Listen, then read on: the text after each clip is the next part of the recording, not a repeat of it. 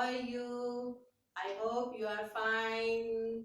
आप सब घर में बैठकर मम्मी के पापा के साथ बैठकर अच्छे से पढ़ाई कर रहे होंगे और अब आपको धीरे धीरे बहुत कुछ आ भी रहा होगा। अब मैंने आपको आ की मात्रा स्टार्ट करवाई थी। अब आप बहुत कुछ आ की मात्रा का समझ भी गए होंगे और मुझे पूरी उम्मीद है कि आप नए नए शब्द बना रहे होंगे अपने आप से।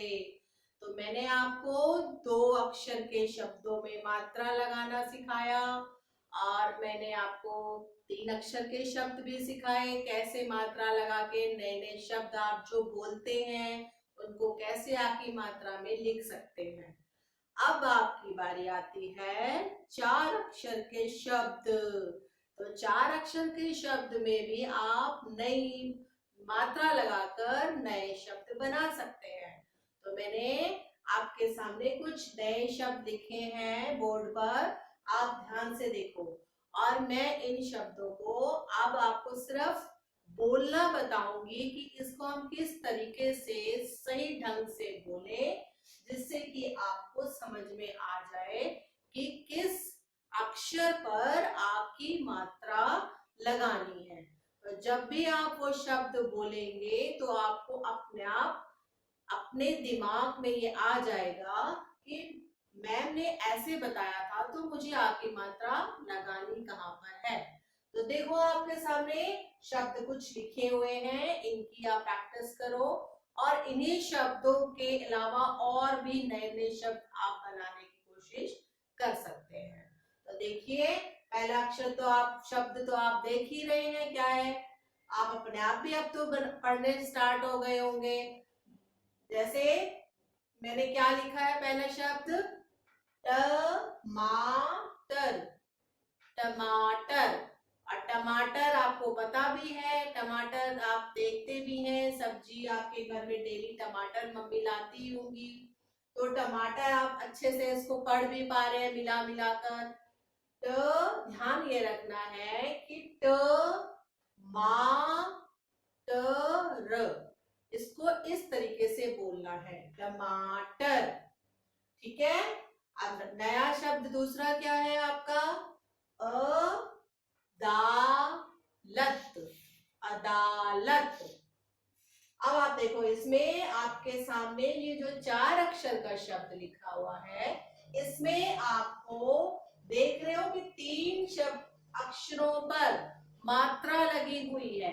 तो हम इसको कैसे पढ़ेंगे, पाठशाला, पाठशाला। तो पाठशाला क्या होता है बेटा, ये होता है स्कूल। जब हम पढ़ने जाते हैं ना स्कूल में तो उसको हम पाठशाला कहते हैं। डाक खाना, डाक खाना। तो इन शब्दों में आप ध्यान से देख रहे हो कि मैं यहाँ पर आपकी मात्रा आ रही है, उसको हमें थोड़ा सा मुंह खोलकर आवाज निकालनी होती है। डाक खाना। तो आ की मात्रा की आवाज पूरा मुंह खोलकर आएगी और जिसमें मात्रा नहीं है उसको सिर्फ गले से निकलती है, उसमें हमें आ नहीं करना। डाक खाना, इस तरीके से जब आप बोलेंगे तो आप आराम से उस शब्द को पढ़ पाएंगे और जब आपको लिखने के लिए दिया जाएगा तो आप आराम से लिख पाएंगे। समाचार, समाचार। समाचार क्या होता है, न्यूज। जो आप न्यूज सुनते हैं, जो आप डेली न्यूज़पेपर पढ़ते हैं, वो क्या होता है, समाचार। तो इसमें ध्यान से देखा, म और च में आपकी मात्रा लगाई गई है तो ये हो गया मा चा, समाचार। भगवान, भगवान, भगवान, गॉड जिसको आप बोलते हो, देवी भगवान को आप याद करते हो, भगवान। व में आ की मात्रा लगी हुई है इसलिए हमने इसको क्या बोला है, वा, वो नहीं वा। आप इस ध्यान दीजिए कि व और वा में मैम क्या फर्क बता रही है। भगवान, पकवान, बराबर, बराबर, बराबर मीन्स इक्वल, समान। जब कोई चीज बिल्कुल बराबर होती है तो हम उसको इक्वल को क्या बोलते हैं? बराबर, बराबर। तलवार, तलवार, पतवार, पतवार। तो ये देखो मैंने आपके सामने कुछ शब्द बताए हैं आपकी मात्रा को बोलना। अब आपको क्या करना है? अपने मम्मी पापा को बोलना कि वो आपको आ की मात्रा के शब्दों की श्रुतलेख बोले। श्रुतलेख का मतलब है सुनकर लिखना। तो जब आप शब्दों को सुनकर लिखोगे तब आपको अच्छे से पता चलेगा कि मैं लिख पा रहा हूँ, मुझे आपकी मात्रा समझ में आ गई है। तो इस तरह से आप पूरा प्रैक्टिस कीजिए। मैंने आपको आ की मात्रा काफी समझा दी है। अब हमारे पास जो मेन बात रह गई है वो है वाक्य पढ़ना।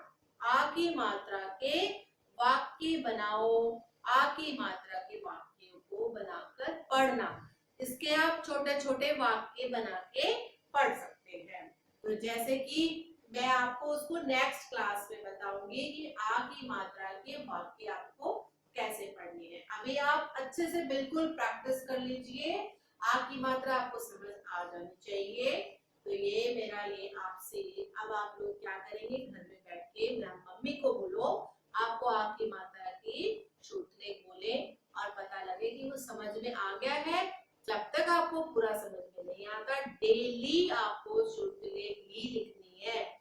और जितना ज्यादा श्रुतलेख लिखेंगे उतना ही आपको अच्छा समझ में आएगा। तो मेरी पेरेंट्स से यही रिक्वेस्ट है कि बच्चों को डेली आपकी मात्रा की श्रुतलेख जोड़कर प्रैक्टिस करवाइए।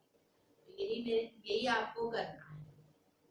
ओके, थैंक यू, बाय बेटा।